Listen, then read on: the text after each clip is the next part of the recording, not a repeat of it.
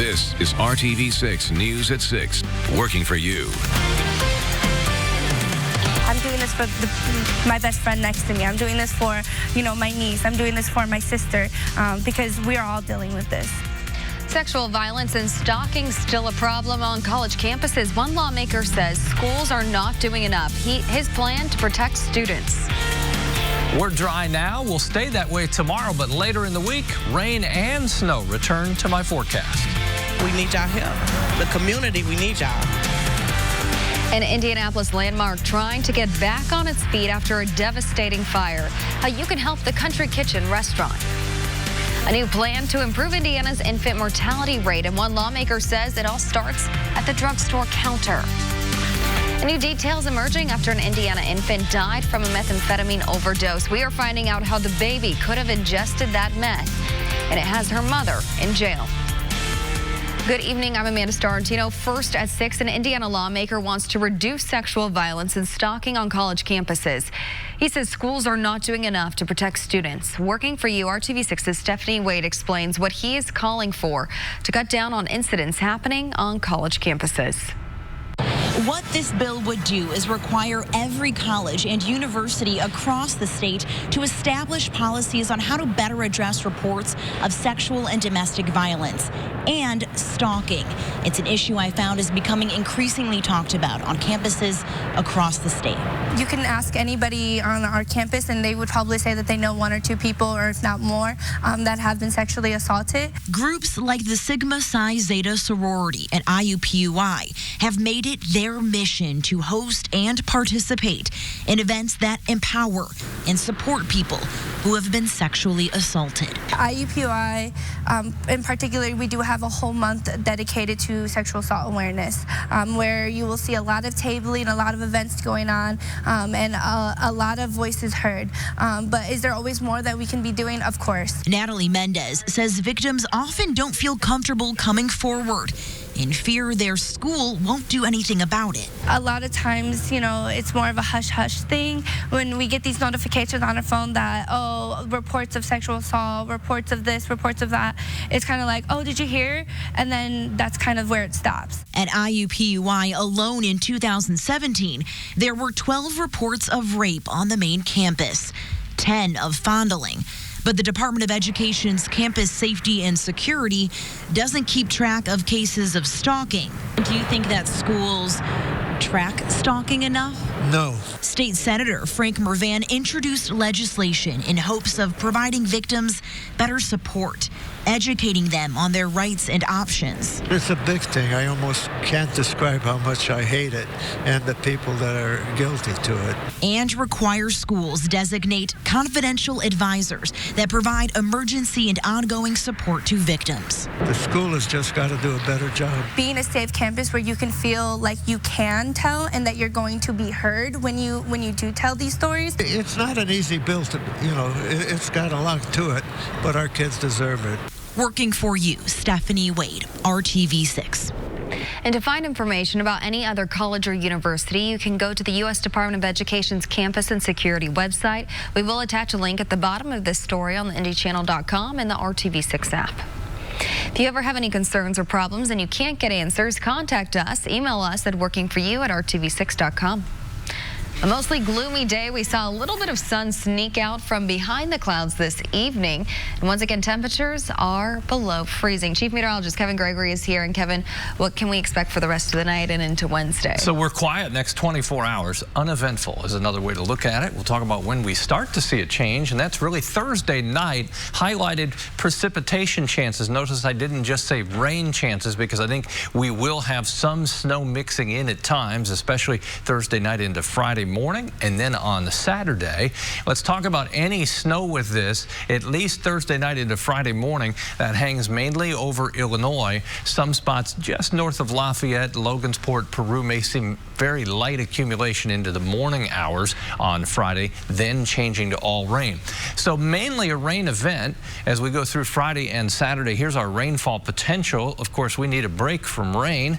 Ground is pretty saturated. We've had over 5 inches of rain so far this month. month, which is highly unusual for the month of January. It's typically a big snow producer.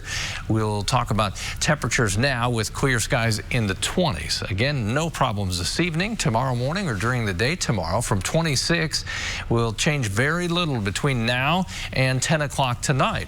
As we go through tomorrow, first thing in the morning, bus stop rolls into the neighborhoods. Temperature still cold in the upper teens. There's your afternoon high, settles in at 36. We'll talk more about our late week storm system and what's ahead for the weekend coming up. It says a lot. It says a lot about the community. You know, sometimes you wonder, wow, how do people really feel? But this right here shows how people really feel. The community is coming together today to help employees of a popular Northside restaurant. A fire caused extensive damage to Country Kitchen on North College Avenue earlier this month, and they've had to close their doors until repairs can be made. Megan Sanctorum found out how this is impacting employees there and how others are stepping up to help. Braving the cold, waving red buckets, and standing outside of the boarded-up restaurant. The community is doing what they can to support Country Kitchen employees who unexpectedly found themselves without a job. But I usually work 50 to 60 hours a week, and now it's nothing. Employees like Rachel Ross say things have been tough since the restaurant closed. A lot of us got car payments, you got rent. I just moved into a house, too. So it's like I still got bills to pay.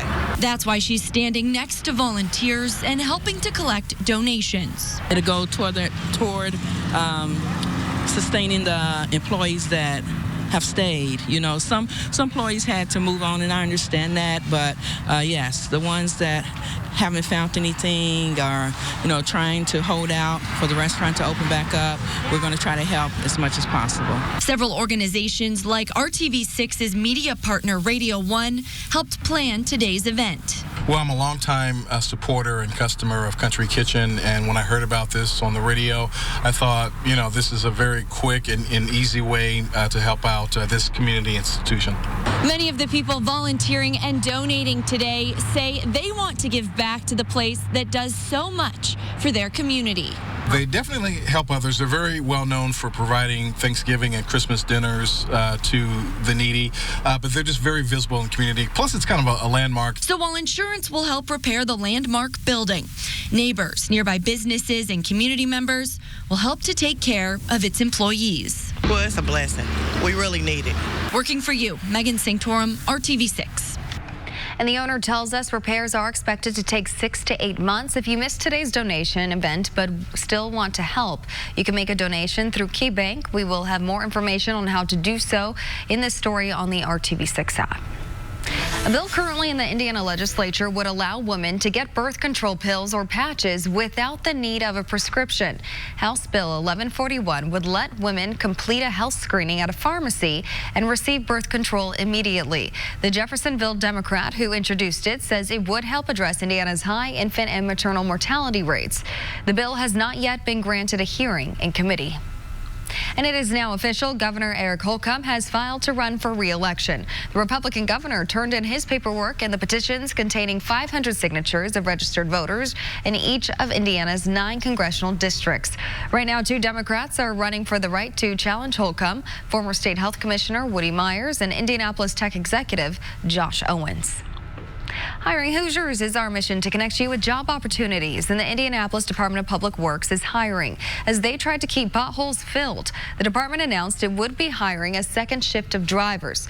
Director Dan Parker says the regular shift for those crews will be at night so that more work can get done. Now, Parker says there will be 12 new union positions with DPW for 4:30 until midnight shift. He says a shift superintendent has already been hired.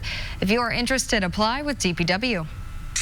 Indianapolis-based Eli Lilly has announced plans to build a $470 million pharmaceutical manufacturing plant that will create more than 460 high-paying jobs. But the new facility won't be in Indiana. Lilly will build in Durham, North Carolina. Now, Indiana, Pennsylvania, and North Carolina were the finalists for the plant, but Lilly says the Durham location met the company's criteria for cost operations, quality of life, and the ability to attract and retain a skilled workforce. The company also said the facility allows Lilly to geographically diversify its manufacturing operations within the United States. It is worth noting that in November, Lilly announced an investment of $400 million in its manufacturing facilities at the Lilly Technology Center in Indianapolis. Nearly 100 new highly skilled jobs will be created here. Now moving to the RTV6 news feed, an infant in Plymouth, Indiana has died after detectives say she overdosed on methamphetamine that was likely ingested from her mother's breast milk. According to court documents, 36-year-old Ashley Rands called 911 on December 19th and said she rolled over on her 2-month-old while she was sleeping. But the official autopsy and toxicology report showed the infant died from acute methamphetamine intoxication. Ashley Rands is now charged with neglect of a dependent, resulting in death. Indiana will receive more Safe Haven baby boxes. A box will be installed at the end of this month at the White River Township Fire Department headquarters in Greenwood. Boxes are also being delivered to Bloomington and Mooresville that will be installed in the coming weeks. Right now, Carmel police are trying to find this man. Police say he went into the Mellow Mushroom Pizza restaurant on East 116th Street to pick up an online order Sunday just before 8 p.m. Investigators say he then punched a fellow customer. If you recognize this man, call Crime Stoppers at 317-262-TIPS. And a warning about a scam that's targeting many people around central Indiana. What you need to know so your identity is not stolen. Plus, a big announcement expected from Butler, what we are learning about the possible successor to the school's current mascot, Butler Blue 3. Okay, so I've been coaching a youth basketball team for the last couple of winters. We're interrupting practice tonight up here in Carmel. We're going to have the boys on. Also talk about a huge game up at West Lafayette. Purdue's got a big one. Butler's got a big one. Coming up here at RTV6. And we've talked about the warming trend, so when will we really feel it? These overnight lows gradually starting to warm up. Teens tomorrow morning, but you can see even the overnight lows above freezing by the time we get to Friday. The most bizarre forecast I've ever seen in over 30 years of doing this, I'll share with you when we come back. Get the perfect match that will set them up for success. This is RTV6 News at 6, working for you. Working for you with a warning about scammers posing as court employees and calling people. Federal court officials in Indianapolis say those scammers are calling people with cases pending and asking them for their social security number. The United States Court for the Southern District of Indiana says court officials would never contact someone and demand personal information such as their social security number. The court is also reminding you to never give out personal information or financial information to unknown callers. An energy cooperative says it will close a southwestern Indiana power plant in 2023, affecting 185 workers. Bloomington-based Hoosier Energy says it will idle the coal-fired Merrim generating station in Sullivan County as part of a transition to other energy sources, including wind, solar, natural gas, and storage. Hoosier Energy says the cooperative will work with the International Brotherhood of Electrical Workers to offer affected workers help with retraining, reassignment, retirement options, and outplacement. Rock and Roll Hall of Famers Daryl Hall and John Oates have announced they will perform in Indianapolis this summer. And today, Hall and Oates revealed that Ruoff Music Center in Noblesville would be a stop on their tour. The show is scheduled for Wednesday, July 22nd. They'll be joined by Squeeze, another big band from the 1980s, as well as singer-songwriter Katie Tunstall. Tickets for the show go on sale to the general public Friday, January 24th. And another big concert announcement today. Nickelback will perform a show at Ruoff on Friday, June 26th. Nickelback will also have a special guest performance by Stone Temple Pilots. Tickets go on sale on Thursday, January 23rd. A huge announcement is scheduled at Butler University tomorrow, and all signs point to the introduction of the school's new mascot that will eventually take over for the retiring Butler Blue 3. Today, Blue 3, also known as Trip, tweeted this picture out. You can see on that board, it says, "Coming soon, the Butler Blue. Blue debut January 22nd, 2020. Here is the Twitter account for the Butler Blue, also going to be known as Butler Blue 4.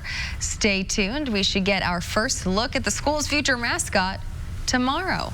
Exciting stuff, Kevin. From blue to green. This is the most bizarre forecast that I've seen in over 30 years. Caught my eye. Came out of Miami, Florida, the National Weather Service. So it's going to be so cold that the iguanas slow down or become immobile when the temperatures drop into the 40s. So what they're saying is they may fall from trees, but they're not dead.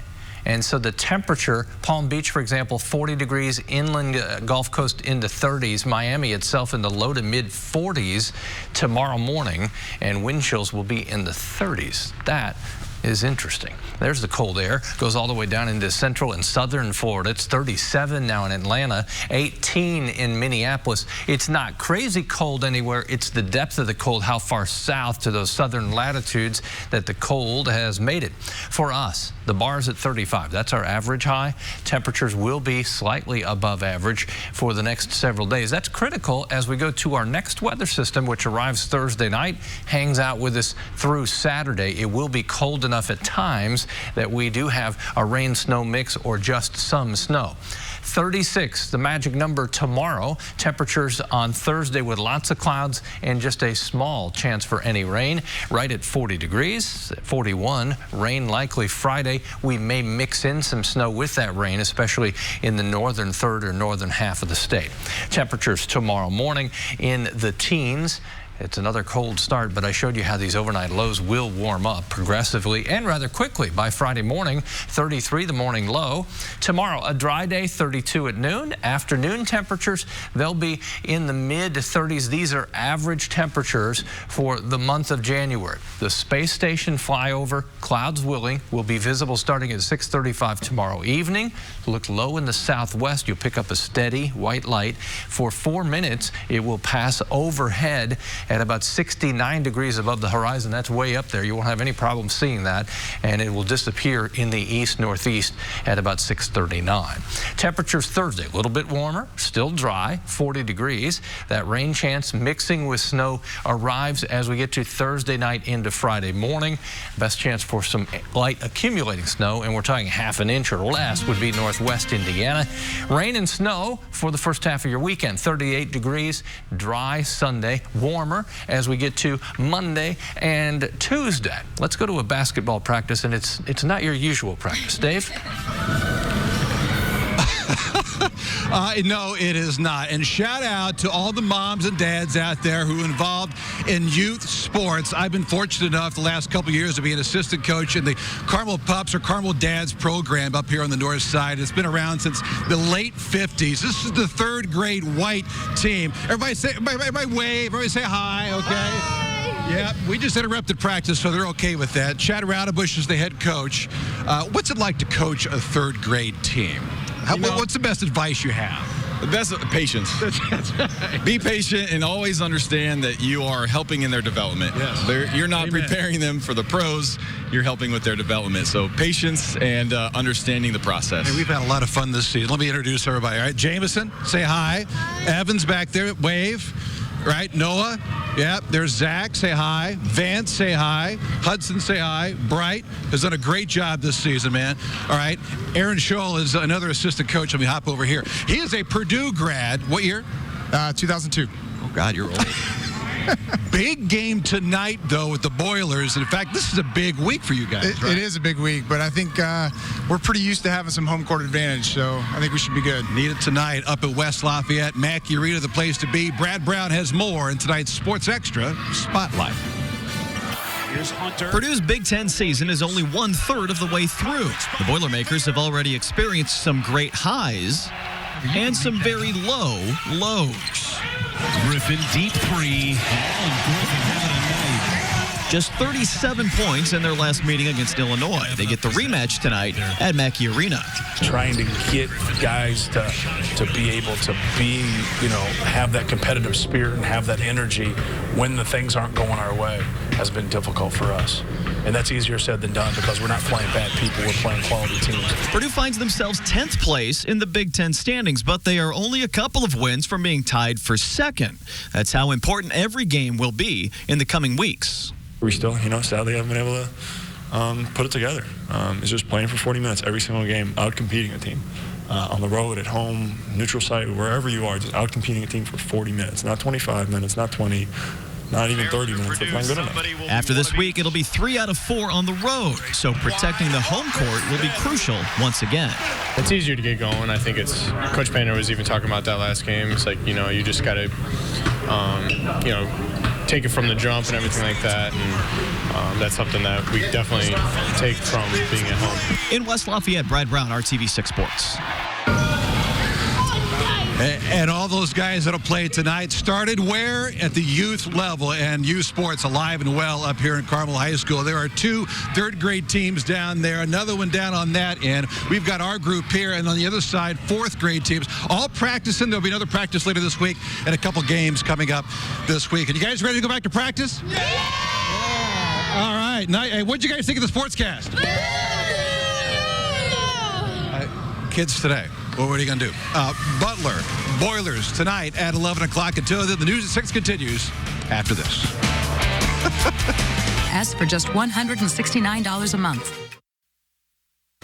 Welcome back to RTV6 News at 6. Researchers discovered a new dinosaur. It's officially called Wulong boiensis, or the dancing dragon. Researchers say the dinosaur lived about 120 million years ago. They say the dancing dragon's body was covered with feathers with 2 plumes at the tail's end. According to investigators, the dinosaur was the size of a raven, but double its length with a long, bony tail. Scientists say the dancing dragon provides a crucial link between dinosaurs and birds. That looks like it's out of a movie. Cool stuff. I'm not intimidated, though. Well, don't forget, we want your pictures for our RTV6 Photo of the Day segment. Email them to news@WRTV.com.